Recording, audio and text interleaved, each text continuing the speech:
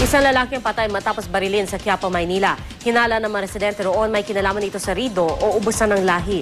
Balita natin ni Oscar Oida.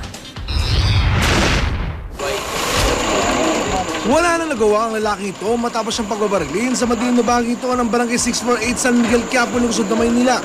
Ayon sa ilang saksi, tinatay ang bandang alas 11 ng gabi nang mangyari ang insidente. Pinababa, binaril ka agad eh. Pagkatapos namatay yung tao, bumalik agad yung tao na sasakyan. Tumakbo na. Matapos ang pamamaril, agad umanong tumakas ang mga suspect lula ng isang kotse. Habang naiwan namang duguan ang wala ng buhay ng biktima na kinilala sa pangalang Imam Ibrahim Gindolongan, na ayon sa ilang mga residente ay kamag-anak umano ng isang mataas na opisyal sa Marawi. Suspetsa ng ilan, resulta umano ito ng tinatawag na rido o ubusan ng lahi. Bagay na ayaw naman basta tanggapin ng mga otoridad hanggat di pa nila natatapos ang kanilang investigasyon.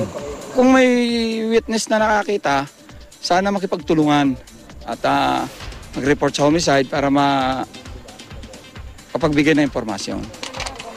May hawak na umano mga pangalan ng mga pulis na mga sinasabing posibleng may kinalaman sa nangyaring krimen. Oscar Oida, GMA News.